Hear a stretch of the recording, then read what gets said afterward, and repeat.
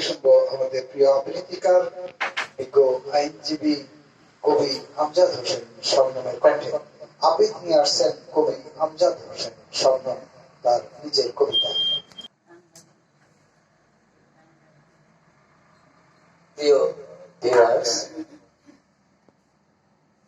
Facebook live অনুষ্ঠান দেখছেন আপনারা বৌদ্ধ ফাউন্ডেশনের উদ্যোগে। আগামীকাল থেকেই বিজয়ের মাস।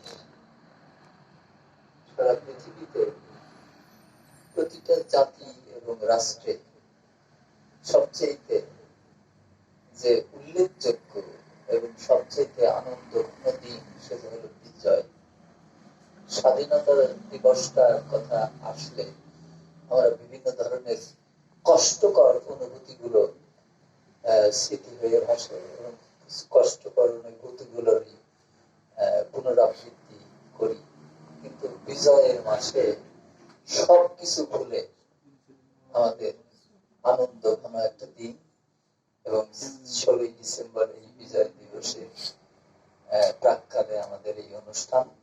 আর আমার আজকের কবিতাটা পরাধীনতা সিপাহ সালার, এটা আমার অনুভূতি কথা কয় কাব্যের 7ম কবিতা।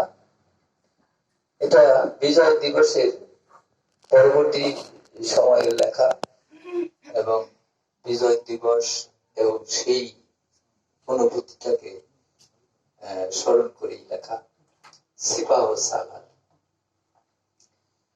বাংলাদেশ অবরুদ্ধ আজ, চারদিক বঙ্গোপসাগর পরিবেষ্টিত সবুজাভ জলাভূমি। কোথায় পালাবে আমাদের পূর্বপুরুষদের একমাত্র নিবেদিত প্রাণ শত্রু মির্জাফর? এদেশে প্রান্ত আলো করে সূর্য ওঠে প্রতিদিন।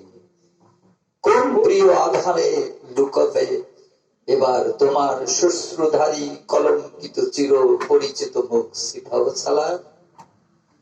চিহ্নিত শত্রুরা আমাদের ঘরেই পুনর্বাসিত। এখন মাঝে মধ্যে বন্ধুদের আন্তরিক হামলা, দুনিয়াদের কচিত পদচারণা, আততায়ী রাতে আমাদের আজকাল মোটেও ঘুম হয় না। সরল বিশ্বাসের গুপ্ত হত্যার পর আমাদের বিদগ্ধ কোন দ্বার, কোন শঙ্কিত মন আর খোলা থাকে না। সমুদ্রের সর্পিল ঢেউ সীমান্তে প্রহরারত সৈনিকের মতো অনির্বাণ শিখা প্রজ্বলিত অহর্নিশ মাথা উঁচু করে দাঁড়িয়ে আছে স্মৃতিসৌধ, চোখ রেখে সমস্ত দেশটার উপর।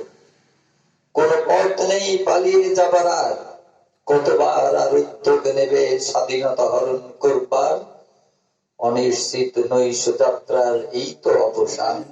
এবার ধরা দাও পরম আত্মীয় মির্জাফর আলী খান।